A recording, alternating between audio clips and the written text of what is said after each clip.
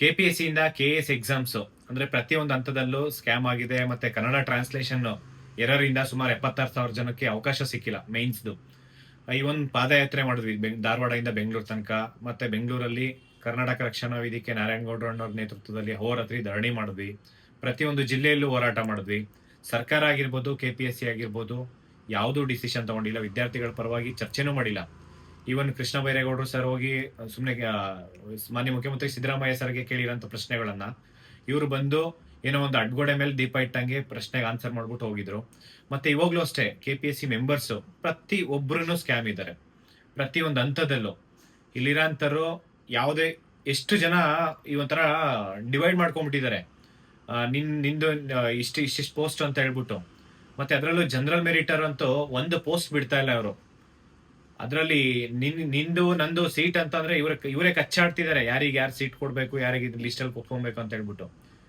ಇವ್ರ ಮಧ್ಯದಲ್ಲಿ ಇಲ್ಲಿ ಒದ್ದಾಡ್ತಾ ಇರೋದು ಪ್ರಾಮಾಣಿಕ ಅಭ್ಯರ್ಥಿಗಳು. ಇವ್ರೇನಪ್ಪ ಅಂದ್ರೆ ಸರ್ಕಾರ ಆಗಿರ್ಬೋದು, KPSC ಆಗಿರ್ಬೋದು, ವಿದ್ಯಾರ್ಥಿಗಳ ಮಧ್ಯೆನೆ ಜಗಳ ತಗೊಂಬಂದಿಟ್ಟಿದ್ದಾರೆ. ಈ ಒಂದು KS ಪ್ರತಿ ಒಂದು ಹಂತದಲ್ಲೂ ಸ್ಕ್ಯಾಮ್ ಆಗಿದೆ. ಈ ಒಂದು 184 ಪೋಸ್ಟ್ ಇದ್ದಿದ್ದು 384 ಪೋಸ್ಟ್ಗೆ ಎಷ್ಟು ಪ್ರಯತ್ನ ಪಟ್ಟು ಈ ಒಂದು ನೋಟಿಫಿಕೇಶನ್ಸ್ ಇನ್ಕ್ರೀಸ್ ಮಾಡಿಸಿದ್ವಿ, ಪ್ರಾಮಾಣಿಕ ಅಭ್ಯರ್ಥಿಗಳು ಸೆಲೆಕ್ಟ್ ಆಗಬೇಕು ಅಂತ ಹೇಳಿ. ಅದರಲ್ಲಿ ಇವತ್ತು ಎಷ್ಟು ಮಿಸ್ಟೇಕ್ಸ್ ಇದೆ ಅಂತಂದ್ರೆ ಪ್ರತಿಯೊಂದು ಹಂತದಲ್ಲೂ ರೋಸ್ಟರ್ ಬಿಂದು ಅಂದ್ರೆ ನೋಟಿಫಿಕೇಶನ್ 56% ಮೇಲೆ ಮಾಡಿದ್ದಾರೆ. 3 ಸ್ಟೇಜಸ್ ಇದೆ. ಇದು ಪ್ರಿಲಿಮ್ಸ್ ಅಲ್ಲಿ ಮಿಸ್ಟೇಕ್ ಇದೆ, ಮತ್ತೆ ಮೈನ್ಸ್ ಅಲ್ಲಿ 56% ಅಲ್ಲಿ ತಗೊಂಡಿದ್ದಾರೆ. ಇಂಟರ್ವ್ಯೂ ಆದ್ಮೇಲೆ 50% ಮೇಲೆ ಲಿಸ್ಟ್ ಬಿಡ್ತಾರಂತೆ. ನಾನು ಸ್ಟೂಡೆಂಟ್ಸ್ ಅಂದ್ರೆ ಯಾರು ಆಸ್ಪಿರೆಂಟ್ಸ್ ಇದ್ದಾರೆ ಜೆನ್ಯೂನ್ ಪ್ರಾಮಾಣಿಕವಾಗಿ GM ಕ್ಯಾಟಗರಿ ಅವರಿಗೆ ನಾನು 56% ಅಂದ್ರೆ SC ST ಮತ್ತೆ ಇಂಟರ್ನಲ್ ರಿಸರ್ವೇಶನ್ ಬಗ್ಗೆ ನಾನು ಮಾತಾಡ್ತಾ ಇಲ್ಲ. ಬಟ್ ಪ್ಯೂರ್ಲಿ GM ಇರೋರು ಅವರು ಒಂದಷ್ಟು ಕೇಸಸ್ ಹಾಕ್ಬೋದು. ಈಗ ಯಾರು ಕ್ಯಾಂಡಿಡೇಟ್ಸ್ ಇದ್ದಾರೆ, ಒಂದು 10 ಜನ ಕ್ಯಾಂಡಿಡೇಟ್ಸು ಇನಿಷಿಯೇಟಿವ್ ತಗೊಳ್ಳಿ, ನಾನು ಸಪೋರ್ಟ್ ಮಾಡ್ತೀನಿ. ನೀವು ನನ್ನ ಮೇಲೆ ಬ್ಲೇಮ್ ಮಾಡೋದಕ್ಕಿಂತ, ಯಾಕೆ ಅಂತಂದ್ರೆ ನಾನು ಆಲ್ರೆಡಿ ಕ್ಯಾಟಲ್ಲಿ ಸುಮಾರು 1,500-2,000 ಜನ ಸ್ಟೂಡೆಂಟ್ಸ್ ಹಾಕಿ ಸಾಕಷ್ಟು ಪ್ರಯತ್ನ ಪಟ್ವಿ. ಈಗ ನಾನೇ ಇಂಡಿವಿಜುವಲ್ ಹೋಗೋದಕ್ಕಿಂತ ಒಂದು 5 ಜನ 10 ಜನ ಪ್ರಾಮಾಣಿಕವಾಗಿ ಬನ್ನಿ, ನಾನು ನಿಂತ್ಕೊಂತೀನಿ ನಿಮ್ಮ ಜೊತೆ. ಏನು ಹೋರಾಟ ಮಾಡ್ಬೇಕಾದನ್ನು ಮಾಡೋಣ. ಮತ್ತೆ ಈ ಒಂದು GM ಕ್ಯಾಟಗರಿ ಇರೋಂಥವ್ರು 56% ಏನು 6% ಇದಾರಲ್ಲ, ಆ 6% ಅಂದ್ರೂ ಆಲ್ಮೋಸ್ಟ್ 6 4s ಅಂದ್ರೆ 400 ಪೋಸ್ಟ್ ಇದೆ ಅಂತಂದ್ರೂ 24 ಪೋಸ್ಟ್ 24 ಇಂಟು 1:3 ಅಂತಂದ್ರೆ ಆಲ್ಮೋಸ್ಟ್ 72 ಆಗುತ್ತೆ. 24 3s 72 ಅಂತಂದ್ರೂ ನೀವು 72 ಮೆಂಬರ್ಸ್ಗೆ ಇಲ್ಲಿ ಅನ್ಯಾಯ ಆಗಿದೆ ಅಂತ ಅಂದ್ರೂ GM ಕ್ಯಾಟಗರಿಲಿ ಇರೋ ಅಂತರು 384 ಇಂಟು ಏನು 1:3 ಲಿಸ್ಟಿಗೆ ಇಂಟರ್ವ್ಯೂ ಬಂದಿದ್ದಾರೆ.